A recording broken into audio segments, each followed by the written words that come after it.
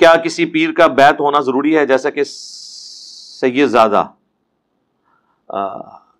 بیعت ہونا تو ضروری ہے جی، اللہ اور اس کے رسول کی عز و جل و صلی اللہ علیہ وآلہ وسلم۔ سورہ توبہ میں اللہ تعالیٰ نے فرمایا کہ اللہ نے مومنین کی جانوں کو خرید لیا ہے جنت کے بدلے میں، جان اور مال مومنین کی جنت کے بدلے میں خرید لیا ہے، اس بیع کے اوپر، اس تجارت کے اوپر، اس بیعت کے اوپر خوشیاں مناؤ۔ یہ بیع عربی میں جو لفظ ہے یہ تجارت کو کہتے ہیں، یہ بیعت کا لفظ اپنا آپ کسی کے آگے بیچنا، یہ تو آپ اللہ کے آگے بیچ سکتے ہیں یا اللہ کے کسی نمائندے کے آگے، اور وہ بھی سورہ الفتح میں آیا کہ اے نبی جو تم درخت کے نیچے بیعت لے رہے تھے نا، اللہ کا ہاتھ تھا ان کے ہاتھ کے اوپر، یعنی آن دا بہاف آف اللہ نبی علیہ السلام بیعت لے رہے تھے۔ تو بیعت اللہ کی ہوتی ہے یا رسول کی، ہاں رہ گئی جو خلافت کی بیعت ہے یا حکمرانی کی بیعت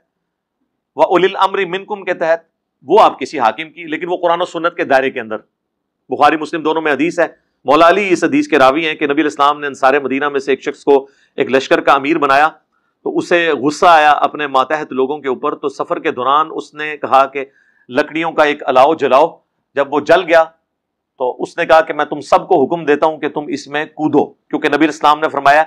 جس نے میرے بنائے ہوئے امیر کی اطاعت کی اس نے میری اطاعت کی، اور جس نے میری اطاعت کی اس نے اللہ کی اطاعت کی، اور جس نے میرے بنائے ہوئے امیر کی نافرمانی کی اس نے میری نافرمانی کی، اور جس نے میری نافرمانی کی اس نے اللہ کی نافرمانی کی۔ تو اب میں تمہارا امیر ہوں، تمہیں حکم دیتا ہوں اس آگ میں چھلانگ لگاؤ۔ تو ویسے وہ انفی ہوتے تو لگا ہی دیتے، ہاں تقلید دی وجہ نال۔ تو انہوں نے اس امیر کی بھی تقلید نہیں کی، انہوں نے کہا نہیں۔ صحابہ نے کہا ہم نے آگ سے بچنے کے لیے تو حضور کے دامن کرم میں پناہ لی تھی، اور تو ہمیں اسی آگ میں پھینک رہا ہے، ہم تیرا یہ حکم نہیں مانیں گے۔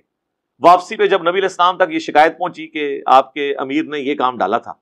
آپ نے پھر ان کو بلا کے کہا کہ اگر تم اس آگ میں کودتے تو سیدھے جا کے جہنم کی آگ میں نکلتے ہیں۔ اور پھر آپ نے فرمایا معصیت کے اندر کسی کی اطاعت نہیں ہے، معروف کے اندر ہے۔ اللہ کی نافرمانی میں مخلوق کی اطاعت نہیں کی جا سکتی، تو بالکل واضح حکم ہے، اس طرح کا معاملہ نہیں کیا جا سکتا۔ تو یہ بیعت ہم امیر المومنین کی بھی کریں گے تو اللہ اور اس کے رسول کے احکامات کے اندر اندر، یہ نہیں کہ وہ جو کچھ کہیں گے تو اس کے اوپر عمل کرنا ہوگا۔